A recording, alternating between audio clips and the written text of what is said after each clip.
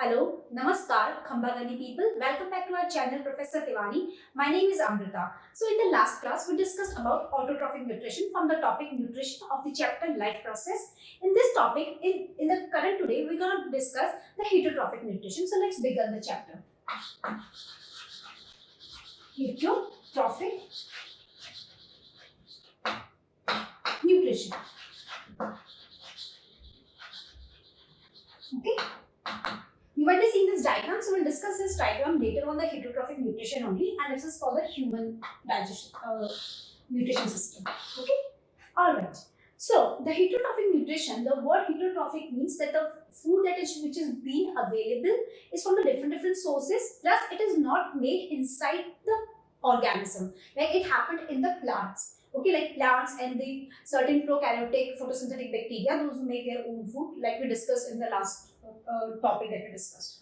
Okay, so talking about heterotrophic nutrition. See, because heterotrophic nutrition deals with range of organisms.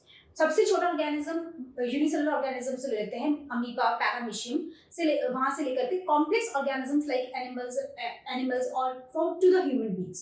Okay, so there's a range of organisms are being there. So definitely the range is being different, so which means the availability of food, the type of food on which they survive, as well as their digestion of the food is also different. So in this we can say that availability of food. So these are the few things that you need to keep in mind while understanding the heterotrophic nutrition, that it depends on availability of food. Okay, type of digestion that they're going to use, I would say digestion system or digestive system they're going to use. Okay, and what else? Availability of food, type of digestive system or digestion system they're going to use, and source of food. What source of food they're going to use. Okay, based on these three conditions, that is availability of food, okay, type of digestive system they are using, and what is the source of the food also. On the basis of all these three things, what happens is we actually categorize these organisms into like the stationary one, the stationary food. Okay, so what is the stationary food? This stationary food will be basically can be the plants, okay, or can be the grasses. All right, fine. Or we can say the mobile food. So mobile food, what is a mobile food? So if we talk about mobile food, then mobile food is, you can say, any animal. Example, if I take over here is deer.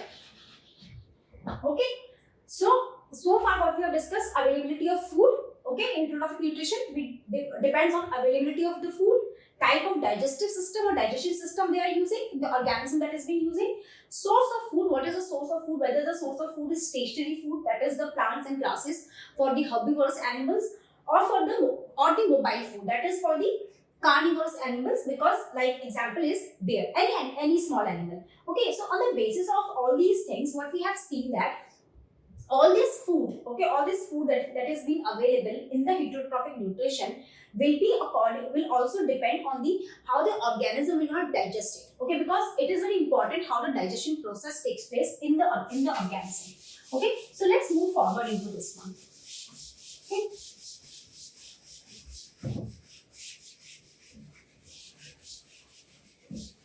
Okay, now, fine. So, like if we say digestion of the food, okay, the food can be digested in some organisms outside the body, which means they digest the whole food outside and then they absorb the nutrients from it. Whereas in the other cases, the food is being taken inside by the organism inside their body, and then the food is being broken down, and the absorption takes place by the different systems of the body. Okay, like for example, if I would say, amoeba. Amoeba is one such example. Okay, it is a unicellular organism, and what it does, it takes the food, takes in food in what form? whole food. It takes the whole food inside. Okay, in food vacuum. We'll discuss how to do this one. Okay, fine. All right. Now, okay, fine. So moving ahead into this, I use another chalk for the next sentence. Okay, so here the amoeba what it does, it takes the food like this. तो अगर ये आपका food है, suppose करिए, और ये amoeba है, क्योंकि अमीबा अपना shape continuously change करता रहता है. तो जैसे ही food आएगा तो इसके आप ये ऐसे बनाएगा, projections निकालता है, इस तरीके से लेगा और इसको अंदर ले लेगा. ठीक है, अब ये अंदर जाएगा food vacuole के अंदर. ठीक, वो हम आगे लेटर हम लोग डिस्कस करेंगे, तब हम देखेंगे. तो ये क्या करेगा, फूड को अंदर लेगा, उसको अंदर पूरा प्रोसेस करेगा. इसके अलावा अगर हम देखते हैं, there are certain organisms are been there, like for example those organisms. अभी हमने देखा कि अमीबा क्या कर रहा है, पूरा फूड अंदर ले रहा है. कार्निवोरस एनिमल्स को देखते हैं, तो कार्निवोरस एनिमल्स क्या करेंगे, फूड को अपनी जो भी उनका शिकार है उसको बाहर उसको खत्म करेंगे. They will kill it and then they will absorb it. Okay, अगर हम बात करते हैं हर्बीवोरस एनिमल्स की, तो हर्बीवोरस एनिमल्स क्या करते हैं, दे ईट प्लांट्स और they eat grasses. Okay, now talking about, there is another kind of animals, or there is another type of a nutritive strategy that is being followed by the parasitic organisms, by the parasites. Okay, so what strategy do the parasites follow? The parasites actually follow that they depend on host. Okay, they depend on host. How they depend on host?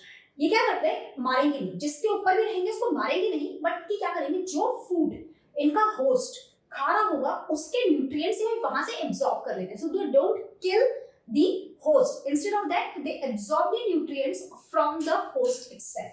सो क्या करेंगे, don't kill the host.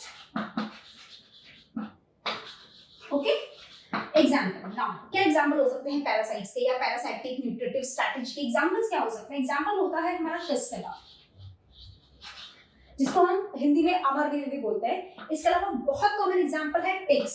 Ticks क्या होती है ज्यादातर हमारे pets के अंदर, dogs में या फिर कैट्स के अंदर. टिक्स बारी बारी को चीचड़े जिसको हम हिंदी में बोलते हैं, दोज आर द टिक्स. इसके अलावा लाइस, हम छोटे होते हैं ज्यादातर, बहुत बच्चों के लाइस जूए जिसको बोलते हैं, जू हो जाती है. सो दैट लाइस वो आपके स्किन पे रहेगी, आपका ब्लड सक करती है, वो सर्वाइव करती है, आपको मारेगी नहीं बट स्टिल क्रिएट्स प्रॉब्लम. इसके अलावा लीच, अगर किसी ने लीच देखी हो तो leech is the one example. And tapeworm. Okay, I just write it over here, tapeworm. Alright, so these are the few examples of the parasitic nutrition और the nutrition on which the parasites depend. Okay, and these are the few examples for it. All right, now moving ahead in this heterotrophic nutrition, the question arises, how the organisms get their food? As we have discussed so far that different type of organisms have different foods. Okay, they absorb different food, they eat different foods. All right, one more thing that I would like to cover over here only is that there are certain organisms, what they do, they actually absorb the food from the outside, like they absorb the nutrients. Okay, so if I would say examples of such organisms like are fungi, okay, or I would say yeast, okay, mushrooms. ये क्या करते हैं, what they do, break down food outside. अंदर नहीं इसको break करेंगे, इसको outside break करते हैं, और उसके बाद में क्या करेंगे, एब्जॉर्ब न्यूट्रिएंट्स. ओके, तो किल नहीं, क्या करेंगे, बाहर इस तरह से. अगर आप देखोगे तो मशरूम ज्यादातर हमें कहाँ मिलते हैं, मशरूम्स दे बेसिकली, और the fungus basically grow on the dead and decay part. Okay, या फिर आपने देखा होगा ब्रेड के ऊपर जब वो फंगस ग्रीन कलर की लग जाती है तो क्या करती है, वो सारा उसका न्यूट्रिशन आउटसाइड वहीं पे उसको ब्रेक करेगी, वहीं पे उसमें से जो न्यूट्रिशन होगा उसको एब्जॉर्ब कर लेती है. ओके, तो फूड को पूरा अंदर इनटेक नहीं हो रहा है वहाँ पे. Alright, now moving ahead in this one, like as we were discussing, how the organisms obtain their food. Okay, so because different type of foods are being there and different organisms have different functions to absorb the food. Okay, they have different strategies, like we have just seen the few one over here. Okay, so how the organisms do that, according to again according to food availability. Okay, all right. What else? Type of digestion they have. Just repeating the points again. Okay, type of digestion, vapor form. Okay, like for example, if I have to give you, like I said, already told you that for example amoeba, when we say amoeba, so amoeba का हम छोटा सा यहाँ पे एक example के through देख लेते हैं. जैसे हम लोग डिस्कस किया था कि अमीबा कैसे करता है, क्यों करेगा, किस तरीके से अपना फूड लेता है. So let's take a small diagram for the amoeba. Okay, okay, so I just make an amoeba over here for you, how the amoeba takes its own food. Okay, so I would say this is an amoeba. This is the nucleus of the amoeba. This is your amoeba. Amoeba क्योंकि it can change its shape continuously and it's a single cell organism, so the whole functioning of digestion, respiration, everything is performed by the single cell only. Okay, and I would say this is the food. Okay, this is the food. Now what will happen if I would say what the amoeba will do? It will change its shape and will acquire the food like this. Okay, so ये क्या बनाया है amoeba ने? This is pseudopodia. This is pseudopodia. Pseudopodia means false legs बोलते हैं. Pseudo means false और podia means legs. या फिर फिंगर लाइक प्रोजेक्शन से बनाएगा अराउंड द फूड. फिर आप देखोगे ये बन गए यहाँ पर, ये फूड इसके इस तरीके से बीच में आना शुरू हो गया, इस तरीके से बिल्कुल एग्जैक्टली लाइक दिस. अब इसके बाद में क्या करेगा, ये बन गया, ये एक फूड वैक्यूल अलग से बनेगा, ये आपका फूड चला गया इस फूड वैक्यूल के अंदर और ये आपका न्यूक्लियस हो गया. ये क्या हो गया आपका फूड वैक्यूल. अब इस फूड वैक्यूल में क्या होगा, क्योंकि जो उसने फूड अंदर एब्जॉर्ब किया है, जो उसने फूड टेक किया है अंदर उसको लिया है, this food is actually complex in nature. This food is actually complex in nature, which means for the absorption of the nutrients, the food has to be broken down first into simpler ones. Okay, तो ये क्या करेगा, इस food को simple, complex food को simple के अंदर convert करेगा और कन्वर्ट करने के बाद में क्या करेगा, जितना भी इसका, अगर मैं इसको एक डायग्राम को यहाँ पे दोबारा से बनाती हूँ, ये डायग्राम और तो ये आपका अमीबा हो गया. ठीक है, ये आपका हो गया फूड वैक्यूल यहाँ पे. अब ये जो फूड था जो पहले कॉम्प्लेक्स सिस्टम के अंदर था, अब ये क्या हुआ है इसके साथ में, ये ब्रोकन डाउन हो गया इसका सिंपलर वन के अंदर. ये कॉम्प्लेक्स था, ये सिंपल यहाँ पे कन्वर्ट हो गया. अब क्या होगा, जितना भी इसका न्यूट्रिएंट है, whatever the nutrient is been there, that will be absorbed into the cytoplasm or will be shifted into the cytoplasm or will be released into the cytoplasm through the diffusion process. अब ये हो गया. इसके बाद में last process क्या करेगा amoeba, क्योंकि सिंगल सेल ऑर्गेनिज्म है, एज आई टोल्ड यू, ये फाइनल इसका डायग्राम बन गया. Now this food, alright, I was using this one. This food which was being digested and the nutrients were being diffused into the cytoplasm, now it will throw out this food, the waste material, I would say, the waste material out again. Okay, waste material बाहर निकाल दिया और जो food vacuole था हमारा वो वापस से गायब हो गया. तो फूड वैक्यूल इतने ही टाइम के लिए अमीबा के अंदर प्रेजेंट होता है जितने टाइम के लिए फूड का डाइजेशन होगा, फूड का एब्जॉर्प्शन होगा, डाइजेशन होगा. उसके बाद में उसका फाइनली क्या होगा, उसका डाइजेशन हो गया, न्यूट्रिएंट्स सारे निकल गए वहां से, रिफ्यूज हो गया साइटोप्लाज्म में. लास्ट के अंदर फूड को क्या किया, वैक्यूल के साथ उसको निकाल के सरफेस पे लेके आया, उसको बाहर निकाल के फेंक दिया. ठीक है, so this is the whole thing that is we have studied in the amoeba, which is a unicellular organism. But because amoeba is a unicellular organism and not all the organisms present on the earth are unicellular organisms, they are multicellular organisms also. So in that condition we need to study, there are different type of organisms, or you can say different type of digestive system is being there, or absorption system is being there that works, okay, just like in human beings. Okay, so different digestive system is being used in overall. Okay,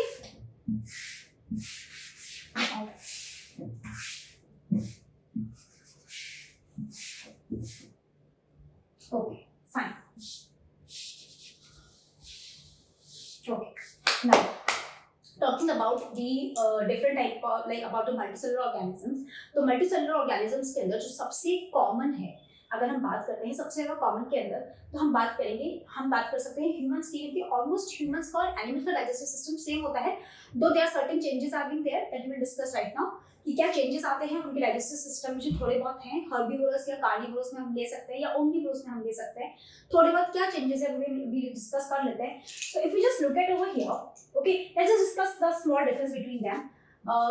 So see what happens is, if you can see, just look at over here. So this is the canal which is being going. It is from the mouth. It is going from the mouth. Okay, passing through your throat, crossing your chest. Okay, stomach, then covering your small intestine, your large intestine. Okay, and then finally it going till your anus point. Okay, which from where the waste is being disposed of. All right. So this is the whole one. If you can just see, you will see that okay, दी तो esophagus हो गई यहाँ पे, this is the stomach हो गया, small intestine, large intestine हो गई, anus हो गई, colon हो गई. But this whole is actually a one long tube which has acquired different shape, okay, and has different functions at each part of the body. But in this whole it is being called as alimentary canal. Okay, so सबसे important क्या है, वो है long tube है. इस tube की बात करेंगे जो माउथ से लेकर के एनस तक जा रही है पूरी, from mouth flowing through stomach. This stomach is also part of an alimentary canal. Your small intestine is also an alimentary canal. Large intestine is also part of alimentary canal. Then your anus is also part of alimentary canal. So this is a whole alimentary canal. So क्या है ये, actually में long tube है. कहाँ से run करती है, mouth to anus. Okay fine, long tube है, माउथ से एनस तक रन करके. ना मैं आपको बता रही थी कि इसमें एनिमल्स में और जो कि हर्बीवोरस एनिमल्स हैं या और जो कार्निवोरस एनिमल्स हैं, उसके अंदर एलिमेंट्री कैनाल में थोड़ी सी डिफरेंस होता है. डिफरेंस क्या होगा कि जो हर्बीवोरस एनिमल्स हैं आपके, I will talk about herbivorous animals.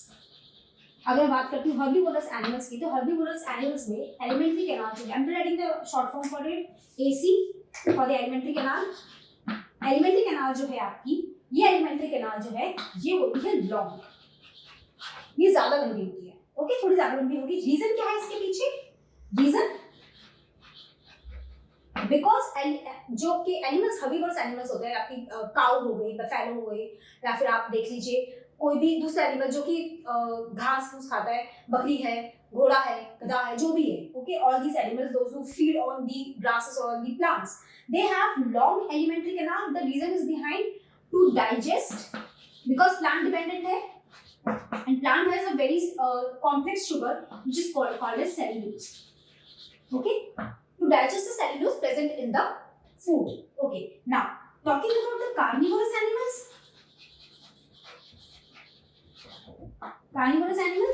Now carnivorous animals के अंदर alimentary canal जो है in comparison to herbivorous animal जो होती है वो small होती है. ओके, वो वहां पे small है. रीजन क्या है इसके पीछे, क्योंकि carnivorous animals depend on the flesh और depend on the meat.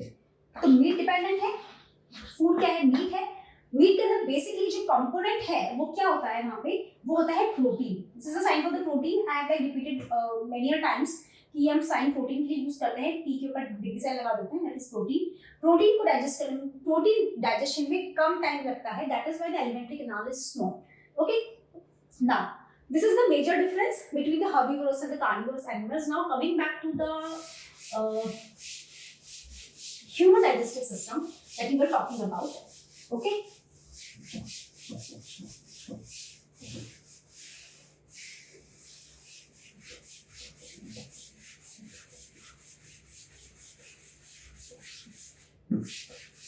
let me just drop this one out, then we will continue.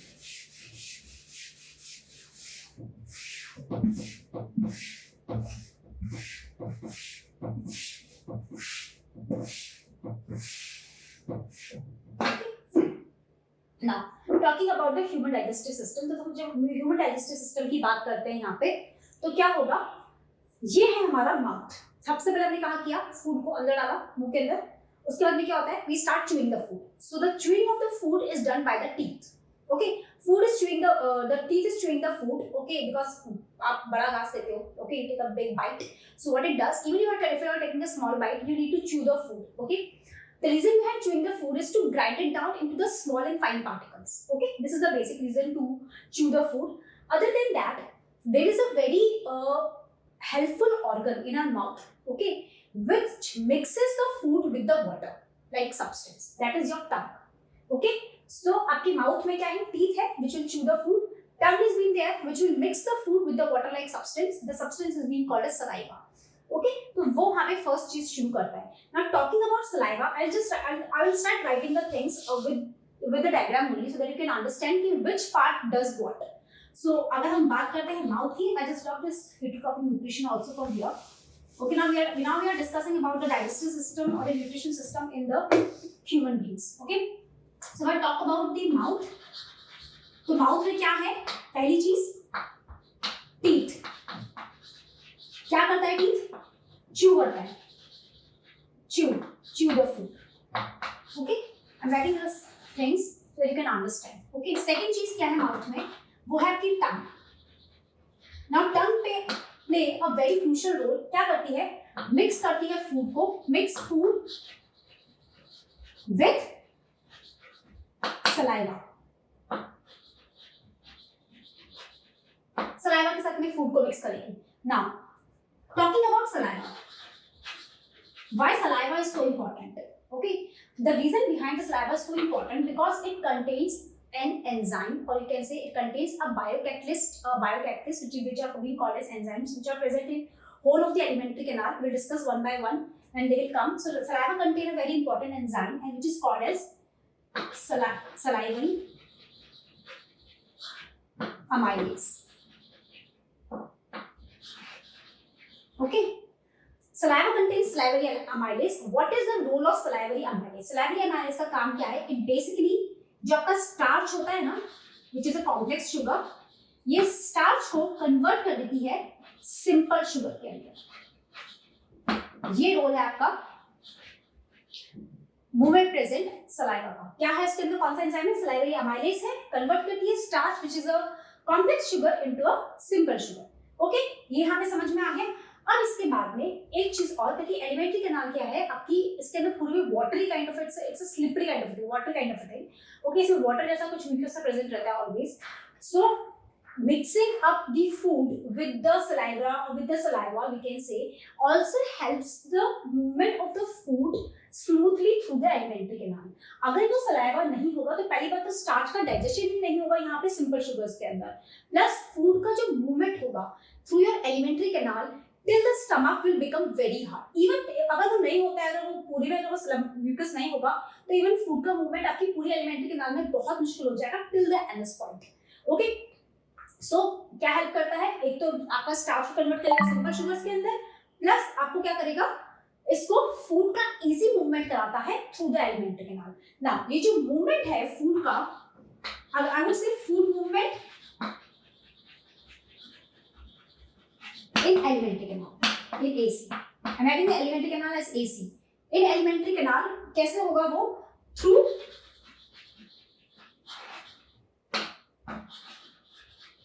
peristaltic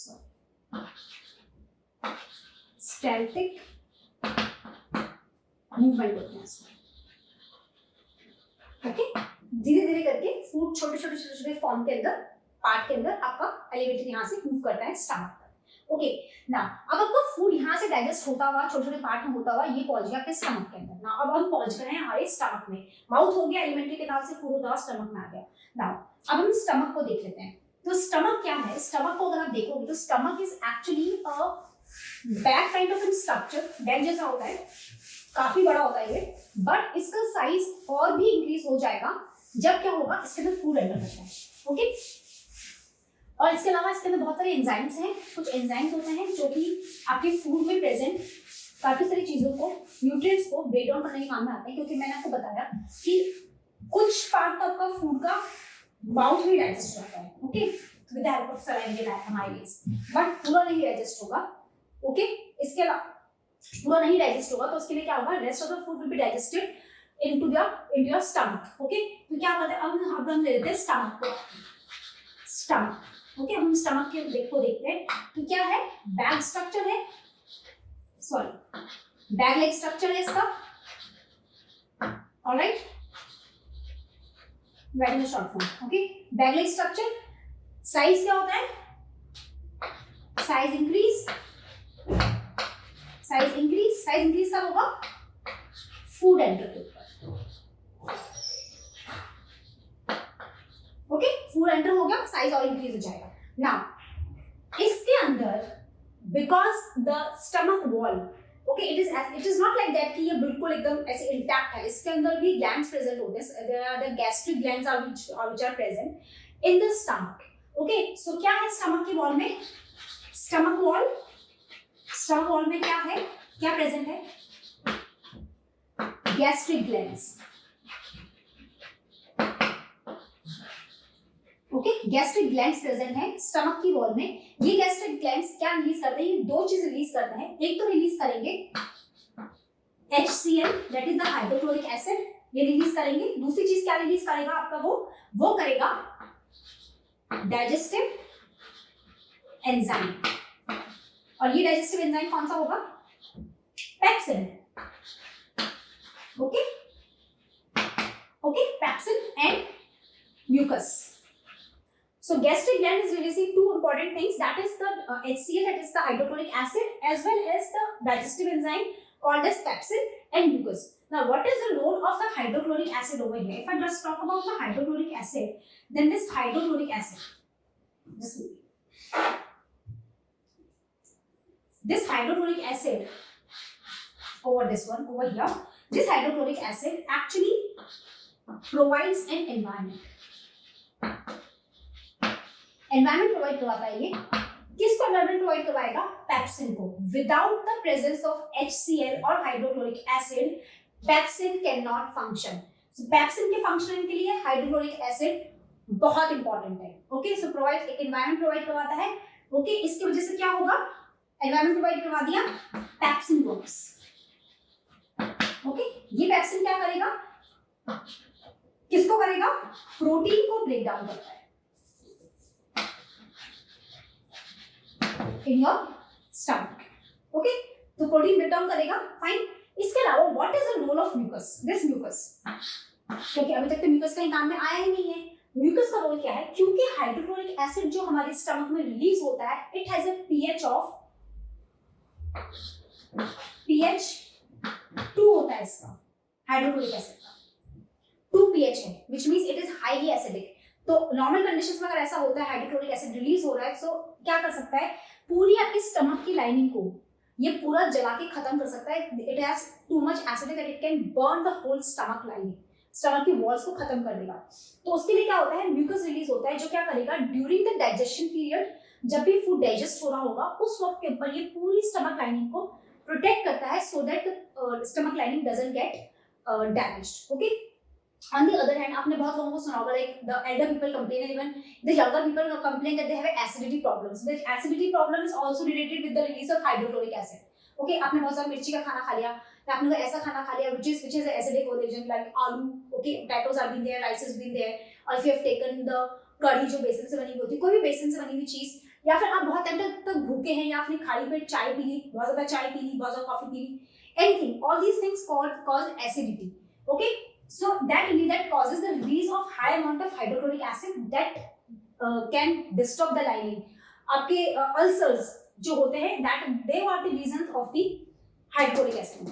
Okay, so pH 2 है, तो प्रोटीन पेप्सिन क्या करता है, ब्रेक डाउन करता है आपका प्रोटीन को प्रेजेंट इन द फूड। इसके अलावा म्यूकस क्या करेगा, mucus helps in it protects the lining of the stomach.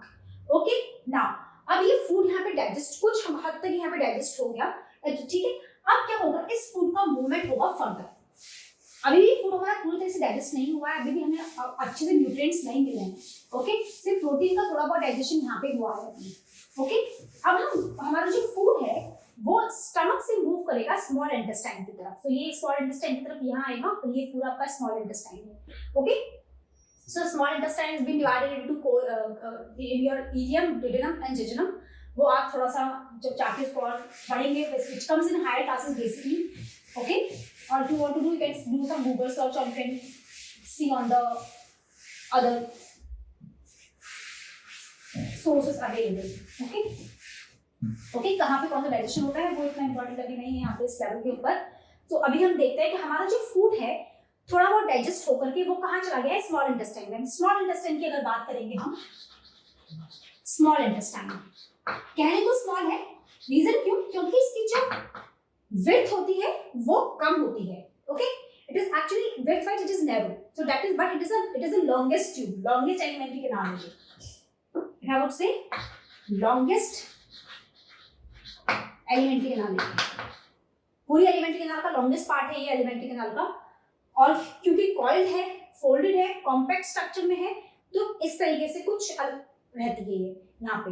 Okay, अब हमारा फूड जो है वो स्लोली स्टमक से यहाँ पहुंच गया। पहुंचता कैसे है, there is a sphincter muscle which is being there over here, यहाँ होती है बिल्कुल स्टमक की यहाँ होती है इस जगह के ऊपर, sphincter muscles. Okay, this sphincter actually regulates the movement of food from stomach to small intestine. ठीक है, अब जो फूड है वो स्मॉल स्टमक से स्मॉल इंटेस्टाइन में पहुंच गया। अब क्या होगा, small intestine has the mixes of different juices, like इसके पास में जूस आएगा तो लिवर से, ये हमारा लिवर रहा यहाँ पे। ओके, इसके पास में जूस आएगा आपका, कुछ एंजाइम्स आएंगे इसके पास में पेनक्रियास से। सो आपका स्मॉल इंटेस्टाइन में दो जगह से एंजाइम्स आ रहे हैं, लिवर से आ रहा है, इसके अलावा आ रहा है पेनक्रियास से। ओके, इसके अलावा इस इंटेस्टाइन के खुद के अपने ग्लैंड्स होते हैं जो कि एंजाइम्स रिलीज करते हैं। वो क्या क्या करते हैं डिटेल में भी आगे देखते हैं हम लोग। ओके, स्मॉल इंटेस्टाइन के अंदर कुछ चीजें कंप्लीटली डाइजेस्ट हो जाती हैं, लाइक कार्बोहाइड्रेट्स कंप्लीट डाइजेशन हो जाएगा, प्रोटीन्स का कंप्लीट डाइजेशन होता है, और फैट्स का कंप्लीट डाइजेशन हो जाता है। सो आपकी जो मेन न्यूट्रिएंट्स हैं वो सारे के सारे यहाँ डाइजेस्ट हो जाएंगे।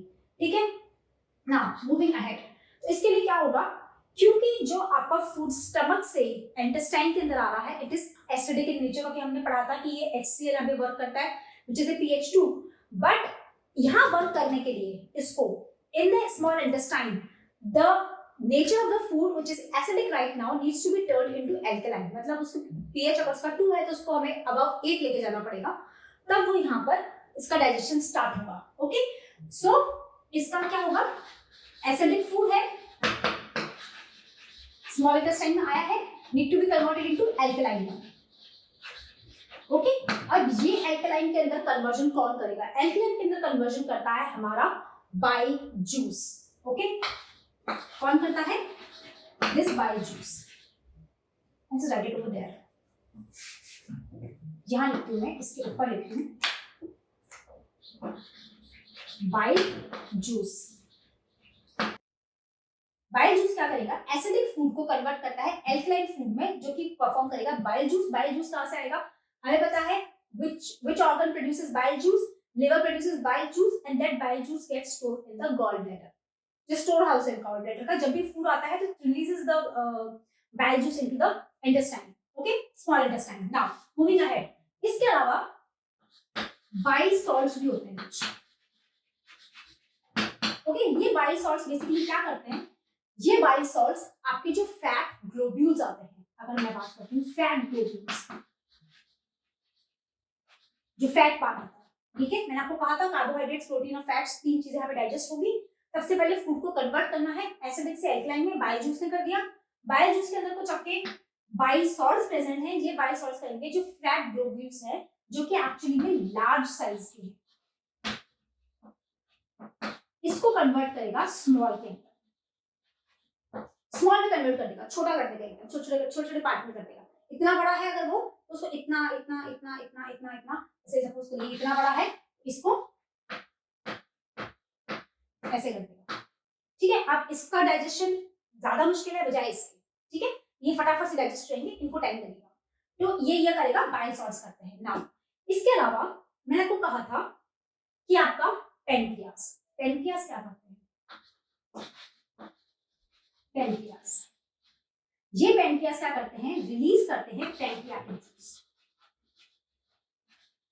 क्या कर रहे हैं, पेनक्रियाटिक जूस रिलीज कर रहे हैं। इस पेनक्रियाटिक जूस में जो बेसिक है आपका है वो है trypsin, which is an enzyme।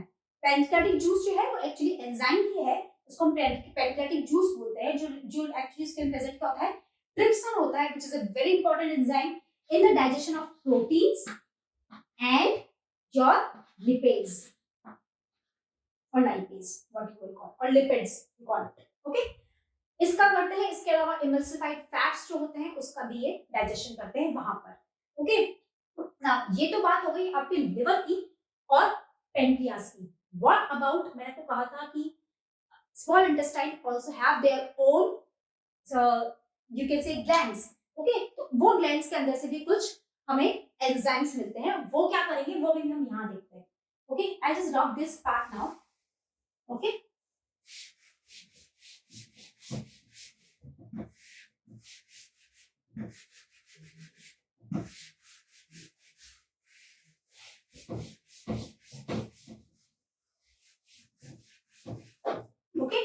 Now moving ahead.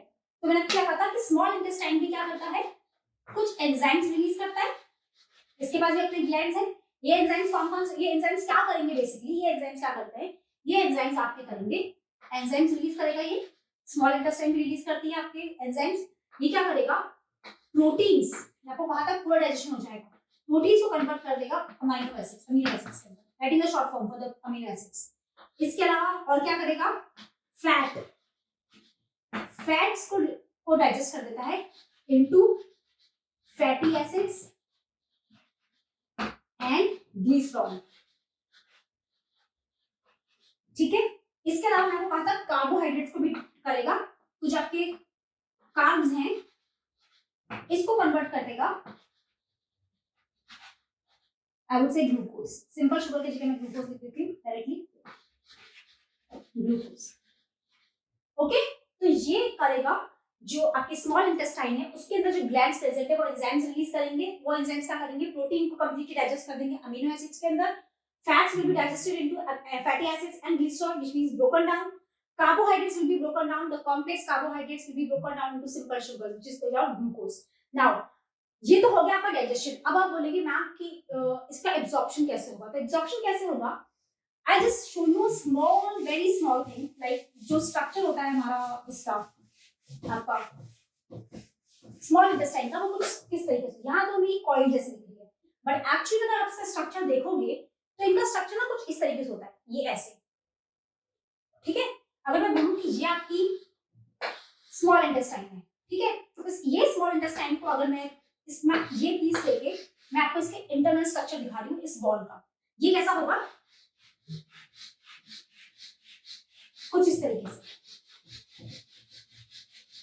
ये जो प्रोजेक्शंस हैं, ये जो प्रोजेक्शन फिंगर लाइक प्रोजेक्शंस निकल रही हैं इस स्मॉल इंटेस्टाइन, मैं आपको सिर्फ छोटे से पार्ट का ही हमें बताया है कि कैसे होता है इसका स्ट्रक्चर एक्चुअली में. ये जो फिंगर लाइक प्रोजेक्शंस हैं इनको हम बोलते हैं विलाई.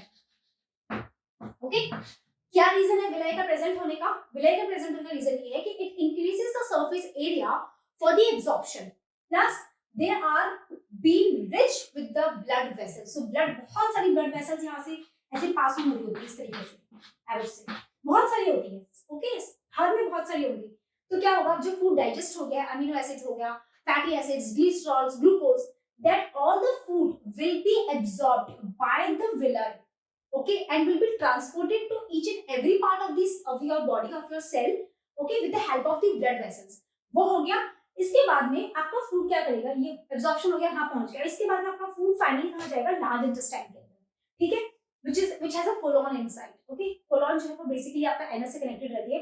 लार्ज इंटेस्टाइन में जाएगा और आपका लार्ज इंटेस्टाइन में क्या होगा, वहां जाने के बाद में फूड के अंदर अगर इन केस वाटर रह जाता है या कोई और कुछ पार्टिकल्स जो इंपॉर्टेंट है, न्यूट्रिएंट्स रह जाते हैं, तो वो फाइनली वहां जाके एब्जॉर्ब हो जाएंगे. बेसिकली वाटर एब्जॉर्ब होता है, तो the remaining part of the water which is been remaining in the food will be absorbed into the large intestine, and the remaining material, whatever the remaining material which was not been digested, which will not be used and is almost free of nutrients, okay, I would say completely free but almost free of nutrients, will be transferred into the colon, and there it will be secreted out with the help of NS. So figures के form में it will be completely removed out. Okay, so this is whole for your complete human digestive system that we have completed. So the topic nutrition has been ends over here. In the next class, we'll discuss about the respiratory system or expiratory system. Okay, I hope you have liked the lecture. In case you have any doubts, comments, suggestions, please drop them in the comment box below, and also hit the bell icon for more such updates. And don't forget to share, subscribe, and like our channel. Thank you. Bye.